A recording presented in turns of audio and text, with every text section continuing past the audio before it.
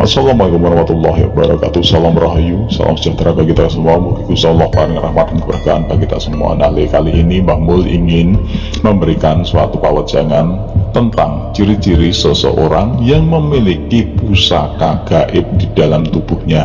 Pusaka gaib di sini adalah suatu bentuk pegangan yang berupa pusaka, tetapi wujudnya tidak ada wujud kasarnya ya. Jadi ini menyatu dalam diri, tetapi bisa digunakan sebagai pusaka atau pegangan. Nah, ciri-cirinya seperti apa Mbah? Nah, kita bahas ya.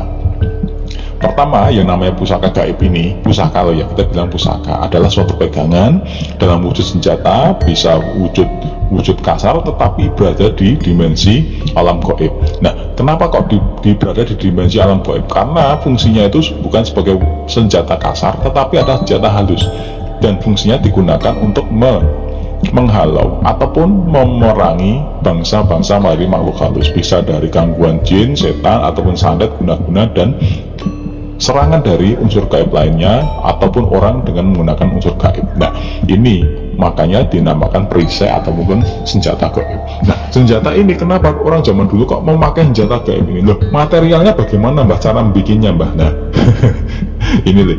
Pertama, yang namanya pusaka gaib ini dulu, zaman dahulu, orang itu kan memiliki musuhnya itu bangsa yang tidak kelihatan, baik dari bangsa jin ataupun bangsa manusia yang memiliki ataupun bersekutu dengan bangsa jin. Nah, orang-orang yang memiliki ilmu ini tentu saja dengan mudah menyerang seseorang ataupun lawannya yang tidak sependapat, bahkan saling bunuh. Kalau orang zaman dulu bukan hanya menyakiti tapi saling membunuh.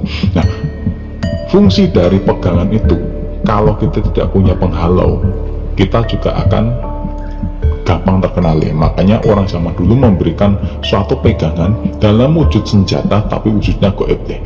Loh, Mbah, nun sewu, bedanya dengan ilmu atau kok ini senjata atau pusaka gaib ini bedanya apa Mbah? Nah, sebenarnya sama lih, cuma materinya yang berbeda.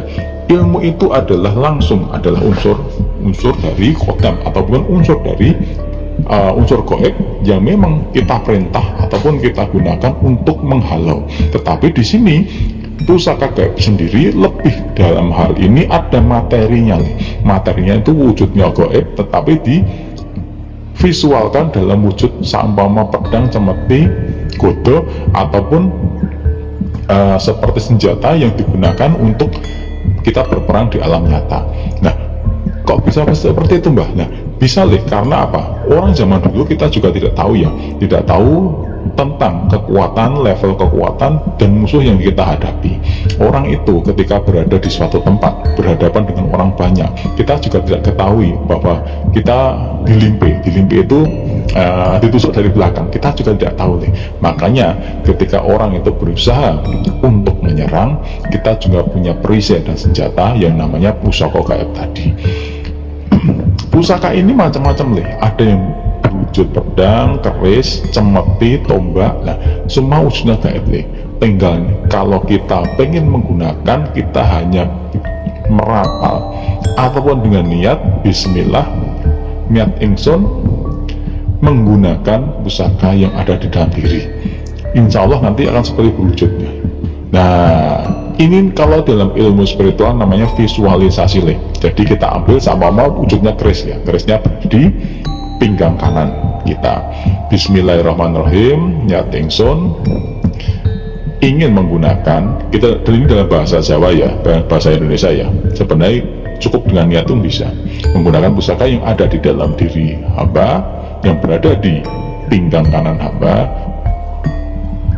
karena Allah Ta'ala nanti ketika kita seperti mengambil, seperti ada benda dalam visualnya seperti keris. Nah, keris inilah yang nantinya kita gunakan untuk melawan, bisa untuk menghalau, menusuk, ataupun menebas unsur-unsur gaib yang ada di depan kita.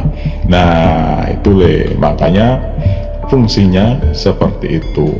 Bedanya Mbah kalau dengan ilmu itu kita rapal kita rapal, kodamnya datang, kita bisa menggunakan dan memerintahnya. Itu bedanya dengan ilmu. Tetapi kalau ini kita menggunakan wujud fisiknya, fisik secara gaib ya. Nah, itu bedanya.